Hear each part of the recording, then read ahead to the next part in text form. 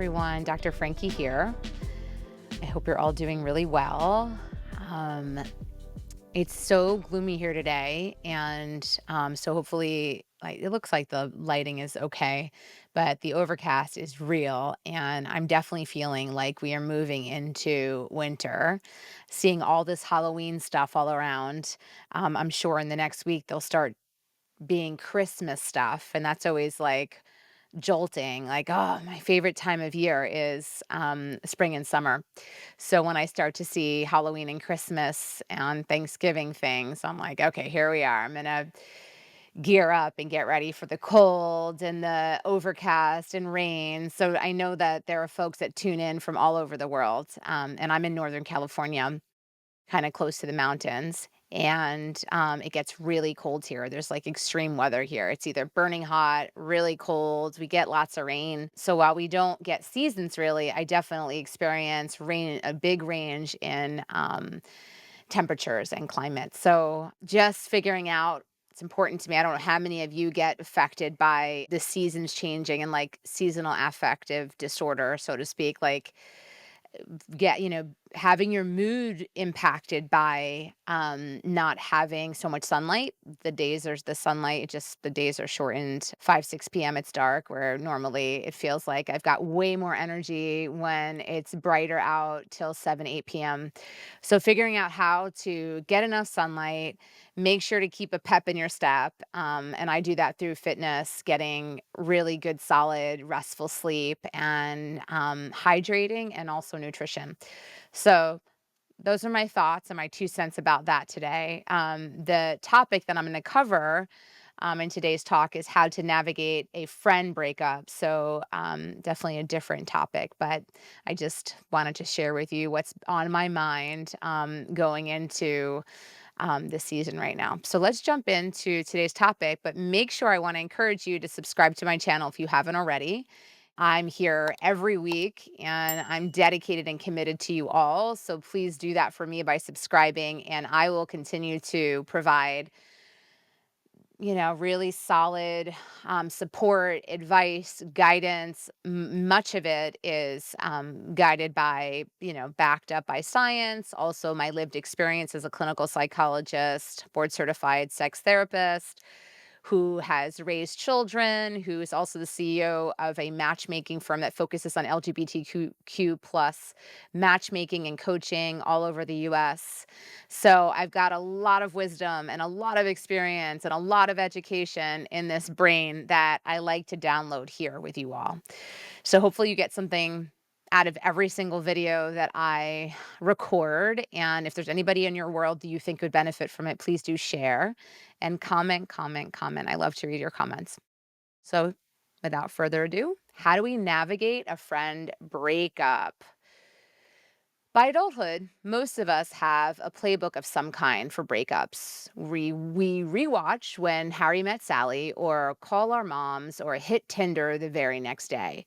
But no matter how seasoned we are at breakups, we may be unprepared for a type of breakup we don't discuss as often: friend breakups. In a society that decensors friendship, we can be taken off guard by how emotionally difficult and destabilizing the end of a friendship can be. If you're not sure how to deal with this change in important friendship, you aren't alone. Here's what I recommend. So before I even jump into what I recommend, I want to say that I had a decade-long friendship that broke up 3 years ago. It took me almost 2 years to fully get over it. I was so surprised and so saddened by the loss. I had so much grief. So it's real, and something definitely to consider, and know that you're normal if you have big feelings about it, because these are attachments that are so meaningful and special to us that sometimes just end up not working out. So here's what I recommend: let yourself take the breakup seriously.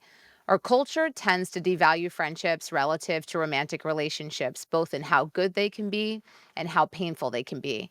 If you're going through the end of a friendship and feeling intense sadness, grief, anger, guilt, resentment, or feelings of abandonment, you may feel silly or like you're overreacting. You may never have seen anyone else in your life discuss the end of a friendship or have any context for how big a deal it should be. I certainly didn't have any frame of reference, nobody I had ever met had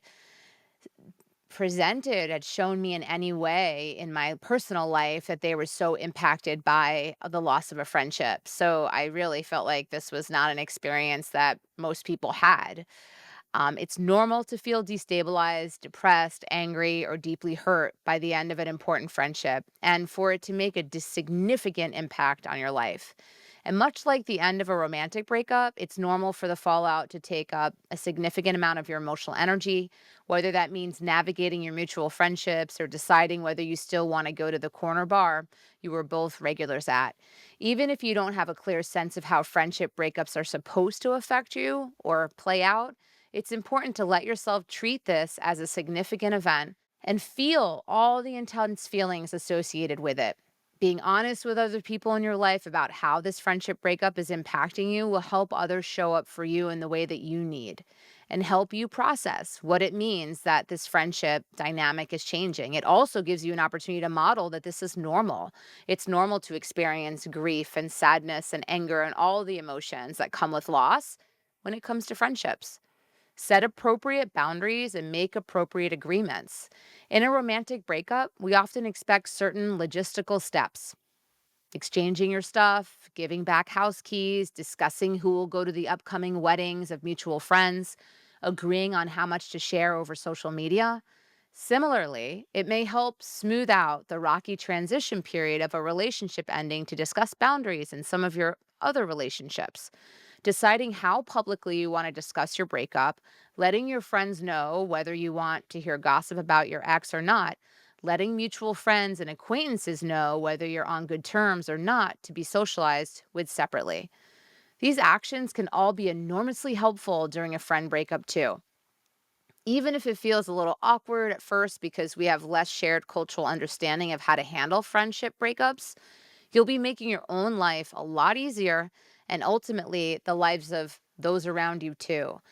What would make moving through your community and shared social circles after this friendship breakup easier? Do you want people to give you space around the topic, or do you want to talk about it? Do you want to know in advance whether your former friend is going to be at an event or a gathering? How do you feel about your mutual friends still spending time with them? Would it feel better to know that the people in your life aren't sharing information or updates about you with your former friend? I know for me, I basically removed myself from the relationships that I developed that were connected to my friend. I didn't want her to feel like I was taking her friends away from her, or like I'm very loyal and I felt like I needed to respect the fact that those were her friends first. So I very gently removed myself from those relationships. And I'm sure that they all are very well aware of why I did that, but that felt true to me. And I felt like I was honoring and respecting those important relationships in her life. You should feel able to ask your close friends and community members to honor some agreements about what you feel comfortable with and hopefully make an effort for you and your former friends to continue to coexist in community with a minimum amount of friction and distress to everyone involved. If possible, and depending on the context, it may even be productive to have a conversation with your former friend about what agreements you want to honor going forward. If a mutual friend has a wedding or a baby shower coming up, are you both still going to attend?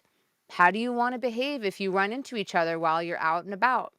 These can be difficult conversations, but may be well worth it in the long run as you find ways to move through community while managing your change of dynamic. Take care of yourself and friendships moving forward. Similarly, it's normal for a friend breakup to have a big impact on both your emotional state and your close relationships going forward.